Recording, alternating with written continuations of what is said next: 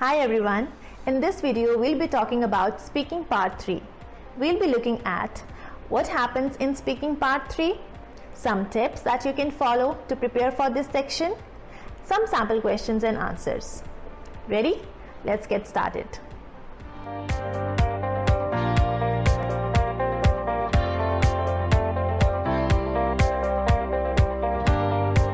IELTS speaking part 3 lasts for about 4 to 5 minutes. The examiner will ask you 4 to 6 questions related to the topic you spoke about in part 2. These questions are general or abstract in nature. What do I mean by general or abstract? For instance, in our previous video about speaking part 2, we discussed this sample question. Describe an article on health that you read from a magazine or online. Now in part 3, the examiner will almost certainly ask you questions related to the health or reading habits in general, such as, do you think most people worry more about their health as they get older? Or do you think people read more these days?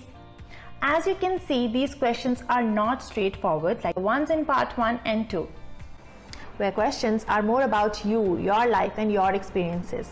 Part 3 is not about you. It's about how well you can express your thoughts, opinions and feelings about general concepts. This round lets the examiner know if you can talk more about abstract concepts, not just about yourself and your life. Well, IELTS speaking part 3 is a bit trickier, but don't worry, we have got you covered.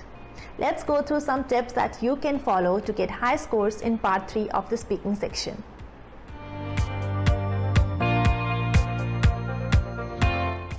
Tip number 1. Use filler phrases to give yourself thinking time.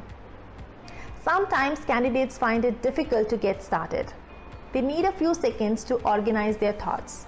But one cannot sit there in silence thinking about what to say. So what to do? Fill your thinking time with filler phrases, such as, that's an interesting question. I've never thought about it before. Go slow, and while you are saying the filler phrase, quickly organize your thoughts. This also tells the examiner that you are thinking about your response. But I would advise you to use them in a sensible way. Make sure you don't answer every question with a filler. Save them for the more complicated ones, when you really need some extra time to think. Tip number 2. Ask if you're unsure. Many candidates worry, what if they don't understand the question? It's highly unlikely that you don't understand the question. They are not going to ask you anything about quantum physics or biochemistry. The questions are very general in nature and they are designed that anybody can answer them. So don't worry at all about not understanding the question. Yes, it might be possible that you don't understand a word or term.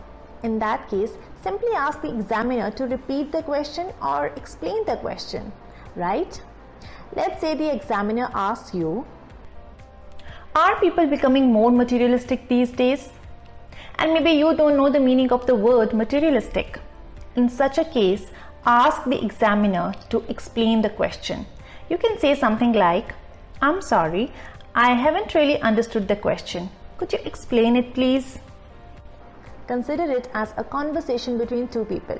When two people talk, it is perfectly fine to ask for clarification if you don't understand something, right? So always ask for clarification if you don't understand something. Otherwise, you'll end up giving a wrong or meaningless answer. But remember, this is for emergency cases only. You cannot ask for clarification for every question. This will give the impression that you have a very limited vocabulary and you can end up losing marks. Tip number 3. Learn to develop your answer. In part 3, you should try to make your answers 3 to 5 sentences long. Not too short like part 1 and not too long like part 2. To expand your answers, you can give reasons to support your opinions. Why do you agree or don't agree? You can use words like for, because, since, as. Add examples from your or other people's lives. You can use, for example, for instance, such as. Give contrasting details. You can use linking words or phrases such as however, although. while, whereas. On the flip side, on the contrary. Speculate if you're not sure of something. Talk about possibilities. You can use words like maybe, could, might, I think, I guess, probably. All these techniques help you to give longer and coherent answers. Tip number 4. Make use of phrasal verbs. Phrasal verbs may sound like something very complicated, but they are more common than you think. I'm sure you use them too, without knowing that they are called phrasal verbs. For instance, take over, take a break, come up, run into, give up. These all are phrasal verbs. Just think of them as combination of 2 or 3 words which together form a single unit. You must be like, why are we talking about them? Because using phrasal verbs in the speaking section can push your score to band 8 or higher. How? They make you sound more fluent and natural, just like native speakers. They show that you have a good command over the language. So try to learn as many phrasal verbs as you can and incorporate them in your speaking too. Okay? Now let's go through some sample questions and answers. Do you think people have become more health conscious in recent years? Yes, I completely agree. I see more and more people getting into some sort of physical activity, be it yoga, aerobics, dancing, or something as simple as walking. I see people choosing healthy foods over unhealthy ones, and they proudly share about it on social media as well.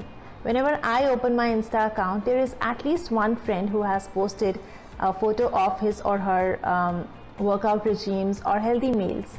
It's kind of inspiring too. Do you think people should read health articles? Absolutely. I believe reading health articles is one of the best and inexpensive ways to educate ourselves about our bodies. We get to learn about various diseases, from common seasonal ones to rare ones, what causes them, their symptoms, and how we can protect ourselves from these diseases. These articles cover life issues as well, such as stress management and relationships. The best thing is you become more self-aware, and then you pass on this knowledge to others as well. Why should people develop the habit of reading?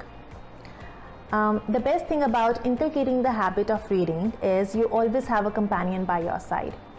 I see people, non-readers, getting bored when they have nothing to do, for example, when traveling long distances, whereas readers would quickly take out a book and get immersed in it.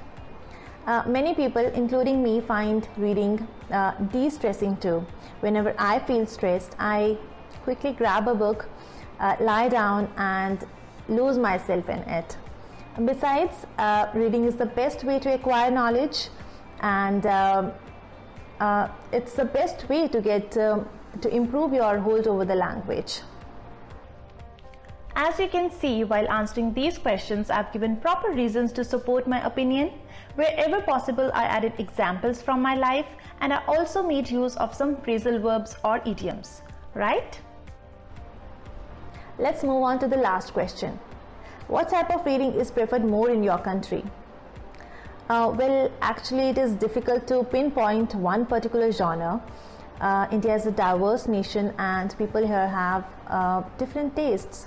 Still, I guess millennials are more oriented towards reading fictional, tech or fashion magazines.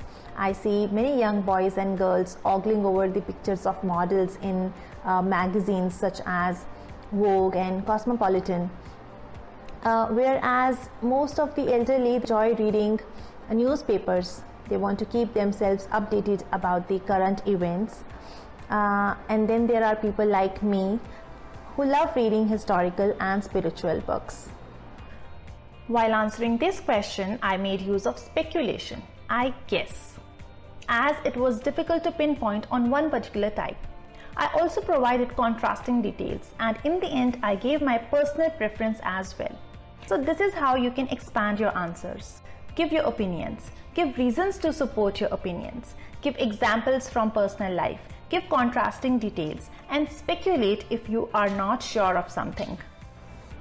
Remember this strategy and you can answer any question in part 3 of the IELTS speaking exam. Above all, practice. Practice as much as you can. Learn to form opinions about common topics such as education, sports, health, entertainment, work, etc. So that's the end of our video on part 3 of the speaking section. We really hope this video was useful to you. If you have watched all of our videos on the speaking section, I'm sure by now you have got a good idea of what to expect and what to do in the speaking test of the IELTS exam. If you need further assistance, you can always visit our website unolearning.com. At UnoLearning, our expert trainers offer live online classes for IELTS preparation. Visit our website and take a look at our courses. I'll see you in the next video. And yes, if you have an exam coming up, good luck for that. Bye-bye.